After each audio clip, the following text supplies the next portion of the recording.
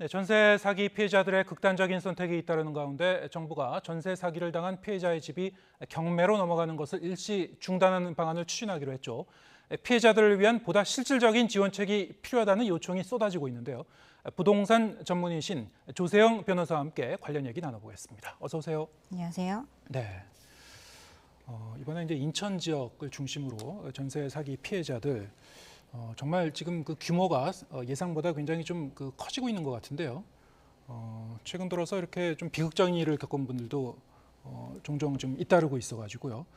그럼 어떻게 이분들을 위한 지원책을 마련할 것인가?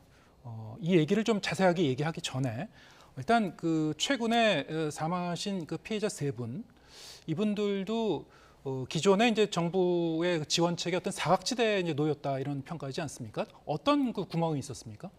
네, 이 세 분은 차례로 이렇게 안타까운 선택을 하셨는데요. 네. 일단 2월 말에 사망하셨던 30대 피해자분은 7천만 원 보증금에 전세를 들어가셨고 3월에 사망한 20대 피해자분은 2019년에 6,800만 원에 들어갔다가 예. 2년 뒤에 연장하는 과정에서 증액해서 9천만 원으로 증액을 하셨고 또 이틀 전에 또 안타까운 선택하신 30대 피해자분은 19년도에 7,200만 원의 전세를 들어갔다가 2021년에 9천만 원으로 역시 똑같이 증액을 한 사례입니다. 예. 우리 주택임대차보호법에는 이 소액 임차인을 보호하기 위한 최우선 변제라는 제도가 있는데요.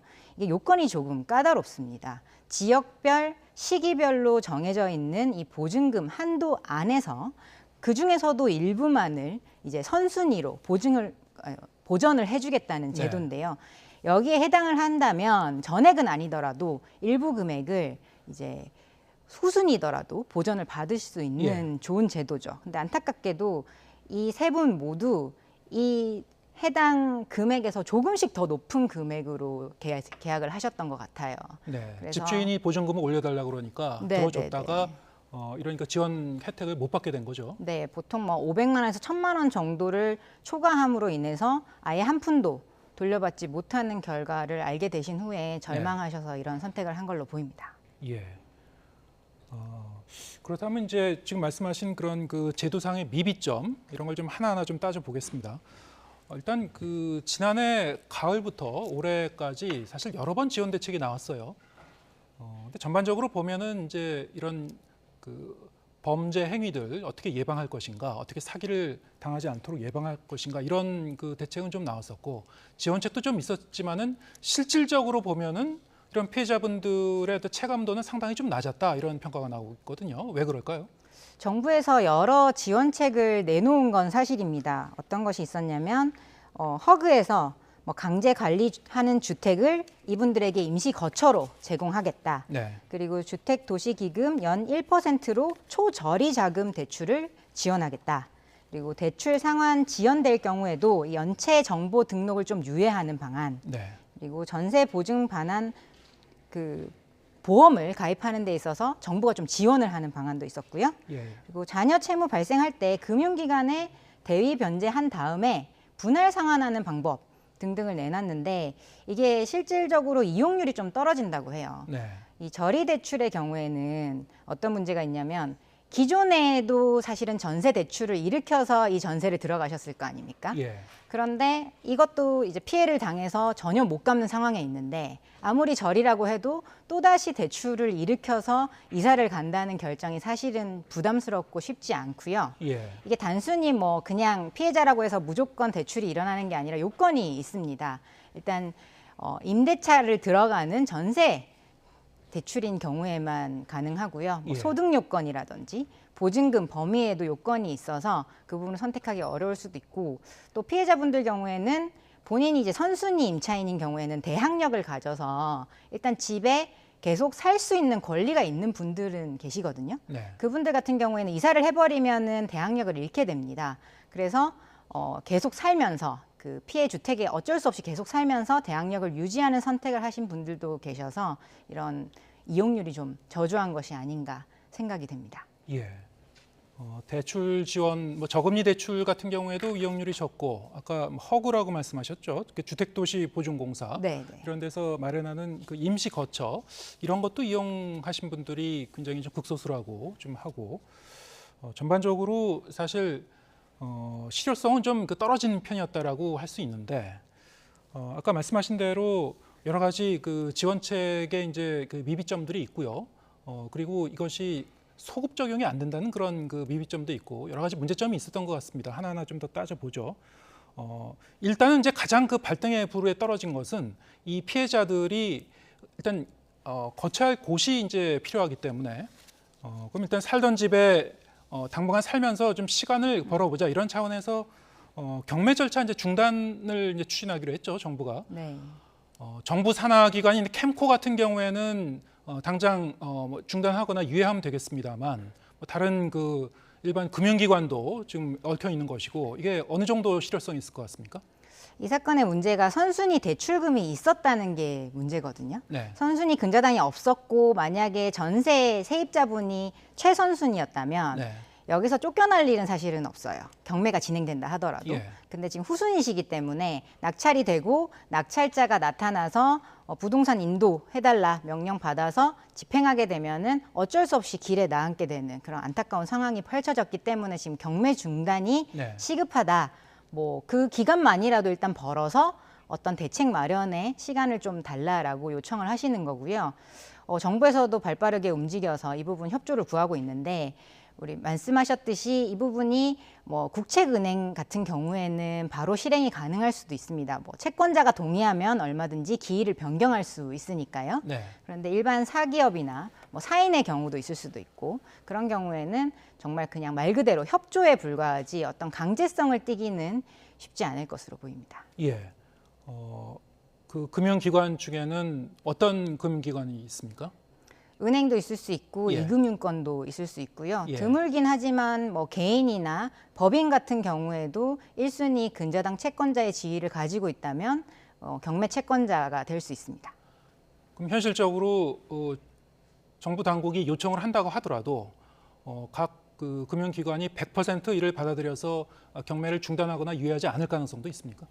그렇습니다. 왜냐하면 이 금융기관의 채권도 사실은 꼭 회수되어야 하는 채권이잖아요. 예. 그 금융기관도 뭐 본인의 돈으로 하는 게 아니라 투자자도 있고 주주분들도 있고 여러 가지 이해관계가 얽혀 있는데 이걸 마냥 미룬다면은 계속 이자는 쌓이는 상황에서 채권 회수가 전액 안 될 우려도 있는 겁니다. 네. 채권 최고액이라는 게 정해져 있는데 통상은 대출 원금의 한 120% 정도 잡는데요. 이게 계속 시간이 늘어나면 당연히 이자가 계속 불어나겠죠. 그럼 그 채권 최고액을 넘어선다면은 아무리 1순위 근저당권자이더라도 이 부분을 전액 회수하는 데 실패할 수 있습니다. 그런 부분들을 생각하면 쉽지 않은 결정일 수는 있습니다. 네. 실질적으로 그러면은 그 강제로 중단하도록 하면은 어떤 법적인 문제가 발생할 수 있습니까? 강제 중단이 가능할지부터가 조금 의심이 되는데요. 경매 절차라는 건 사실 민사집행법에 따라서 사법부가 진행을 하는 거고요. 예. 뭐 채권자가 동의를 하면 얼마든지 연기 또는 뭐 취하 다 가능한데 채권자 동의 없이 법령으로 이걸 강제 중단하는 방법이 뾰족한 방법이 있을지는 저도 조금 의문이라고 생각이 됩니다. 예. 법적으로 명시적으로 이제 강제하지는 않더라도 사실 금융감독당국의 감독 대상인 그런 금융기관이기 때문에 실질적으로 이제 강하게 권고하거나 그러면 이제 따르는 그런 방향도 있긴 있거든요. 근데 네. 실질적으로 봤을 때 기관들은 어떤 손해가 예상되는에도 불구하고 이렇게 압박했기 때문에 유예를 하거나 중단했다라고 했을 때는 그것이 어떤 뭐 배임이 될 수 있습니까? 이게 정부 차원에서 거의 정책적으로 추진되는 부분이기 때문에 사실 예. 배임까지 인정되기는 어려울 걸로 보이고요. 네. 은행 내부에서는 뭐 임시 주주총회를 열어서 빠르게 승인을 받는다거나 그런 형식적 절차를 취해서라도 이런 정부 조치에 좀 따라주셨으면 하는 바람이 있는 거죠. 예. 캠코 같은 경우에는 일단 뭐 중단이나 유예가 가능할 걸로 봅니다만 그렇다고 하더라도 일정 기간 지나면 다시 또 그 기간 설정을 다시 해야 되고 이제 설정을 다시 해야 되는 거기 때문에 이제 영구히 중단할 수는 없단 말씀이죠. 그렇습니다. 예. 뭐 6개월 정도를 벌 수 있다고 아까 말씀을 주셨는데 예. 사실 6개월이 지난다고 해서 상황이 완전히 달라지거나 그런 건 아니기 때문에 그 사이에 또 새로운 어떤 정책적인 지원이나 피해 구제 대책을 기대하고 계시는 거죠. 바로 그런 이유 때문에 이 전세 사기 피해자들이 지금 이제 거주 중이신 그 주택을 우선 매수할 수 있도록 해달라.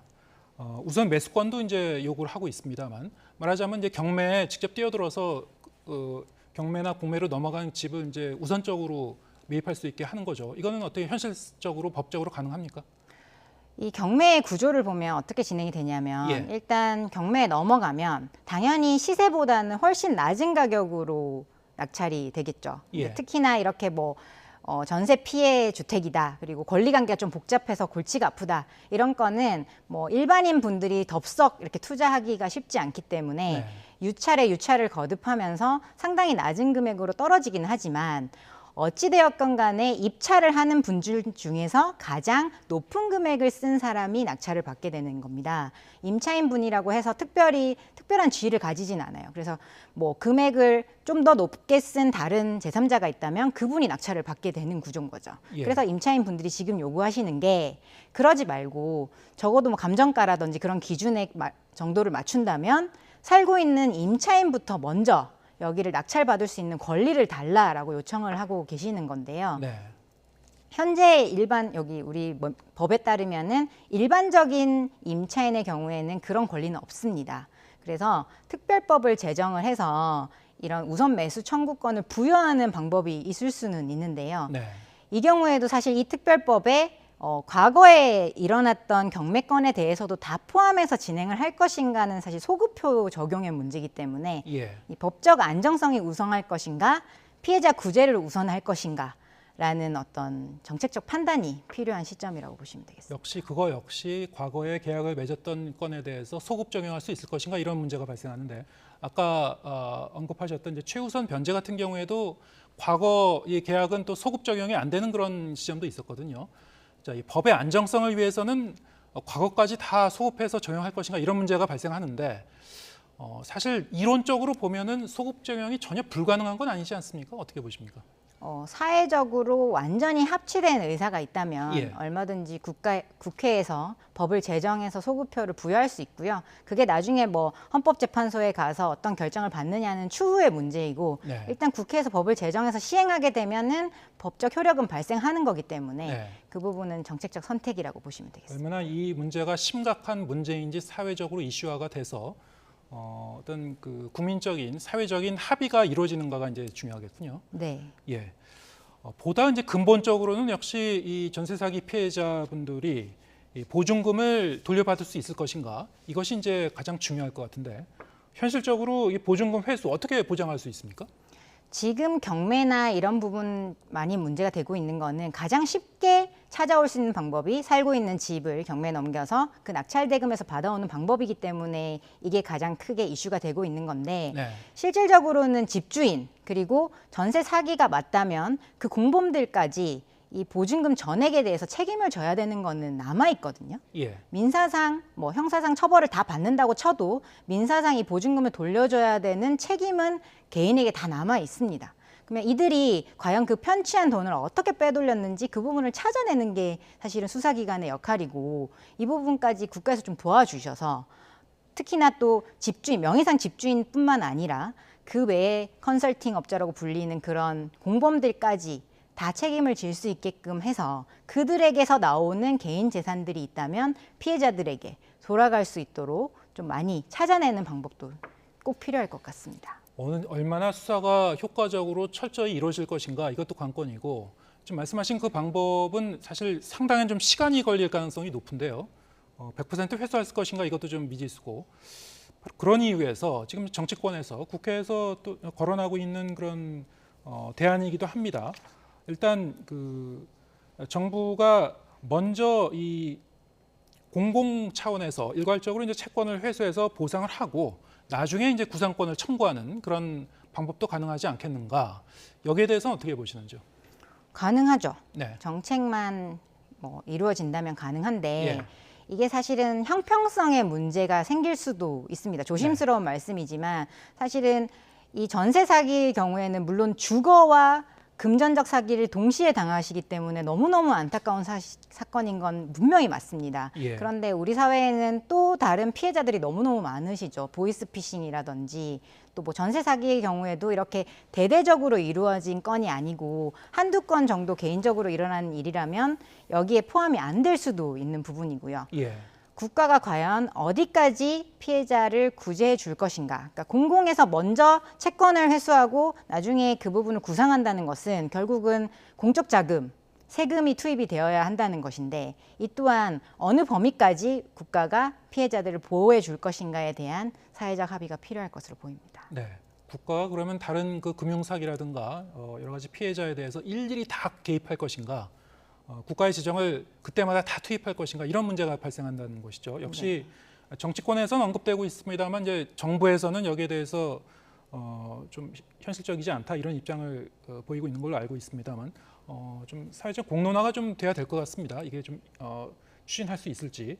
사실 그동안 정세 사기 문제와 관련해서 이것을 좀 방지하기 위한 그 대책이라든가 아니면 그 지원책이라든가 여러 가지 법안이 국회에서 제출된 바 있는데 실제로 법제화된 거는 뭐 극소수라고 하죠. 굉장히 많은 그 법안들이 지금도 발의는 돼 있는 상태인데 문턱은 넘지 못했고 그동안 발의됐었던 법안 중에서 보면은 뭐 어떤 점을 좀 눈여겨볼 법안들이 있습니까? 어떻습니까? 네, 여러 법안들이 계류 중에 있는데요. 예. 공인중개사법 개정 법률안으로 이제 자격증 대여, 알선행위 처벌, 그동안도 뭐 처벌 규정이 있긴 했지만 좀 더 강화하는 법안이고요. 그리고 주택도시보증공사의 보증 금액을 한도를 확대하는 방안이 있었고요. 그리고 민간 임대주택에 관한 특별법을 개정해서 전세사기 범죄로 형사처벌 받은 자는 이후에 임대사업자로 등록을 하는 것을 제한하거나 말소하는 방안, 이런 여러 가지 실효적인 법률들이 현재 국회에 계류 중입니다. 하나하나 뜯어보면 모두 의미가 있고요.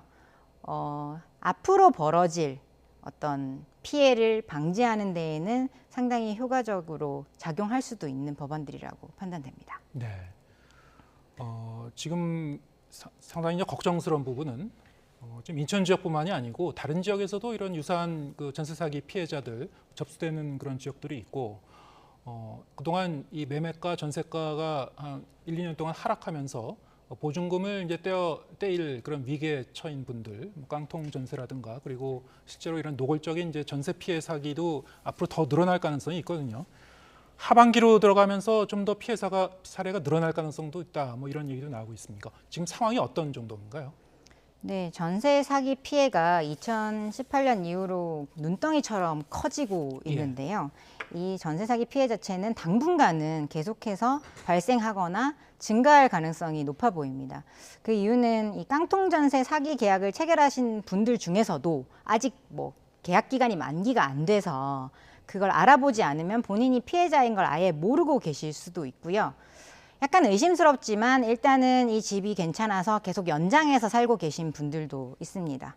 그리고 부동산 경기 자체가 지금 떨어지고 있는 것도 사실 하나의 문제거든요. 예. 왜냐하면 매매가가 떨어지면 전세가는 그대로인데 경매에 넘어갔을 때 낙찰대금에서 보증금을 받아갈 금액이 줄어드는 거기 때문에 이제 부동산 경기가 나쁘고 금리가 올라갈수록 이 피해가 좀 더 늘어날 우려가 있어서 걱정입니다. 예. 일단 이제 예방책도 중요할 텐데 사실 업자들이 서로 짜고 작정을 하고 속이게 되면은 이 일반인 입장에서는 이것을 사실 사기인지 아닌지 구별하기가 좀 어렵다, 이런 얘기도 많거든요. 그동안 여러 보도가 있었고 여러 예방책들이 지금 거론되는 것이 있었습니다만 지금 이제 시청자분들도 좀 참고할 수 있도록 앞으로 이제 전세 들어가시는 분들도 빌라라든가 특히 이런 뭐 특정 지역이라든가 상당히 좀 그 걱정스러운 마음으로 뉴스를 보는 분들도 많을 테요. 어떻게 하면 좀 그래도 조금이라도 예방할 수 있을까요? 이 미추홀구 사건을 예를 들어서 보면 선순위 대출이 있었다는 게 굉장히 치명적으로 작용을 했거든요. 네. 그래서 을구, 그러니까 부동산 등기부에 보면 을구에 이제 근저당권 설정 등기가 되어 있는 건이라면 굉장히 조심하셔야 됩니다. 이게 있는 것과 없는 것이 지위가 너무 달라지기 때문에 선순위 대출이 있는 경우에는 아주 주의하셔서 계약을 하시던지 아니면 안 하시는 것도 좋은 방법이고요. 그리고 전세 보증 보험 제도가 잘 되어 있습니다. 그래서 보증 보험에 가입할 수 있는 물건을 찾아서 꼭 가입하시고 계약하시기 바랍니다. 그리고 전세가율이 사실은 매매가에 대비해서 80%를 넘는다 그러면 일단은 의심하고 봐야 되는데 네. 이 피해가 일어난 그 시점에는 전세 물건 자체가 너무 적었기 때문에 사실 선택의 여지가 별로 없으셨을 거예요. 그건 충분히 이해가 되는 상황이지만 앞으로는 그래도 너무 깡통 전세라고 부르는 이제 매매가 대비 전세가가 거의 비슷한 이런 건들은 계약을 안 하시는 쪽이 좋을 것 같습니다. 예, 알겠습니다. 오늘 말씀 여기까지 듣겠습니다. 조세영 변호사와 함께했습니다. 고맙습니다. 감사합니다.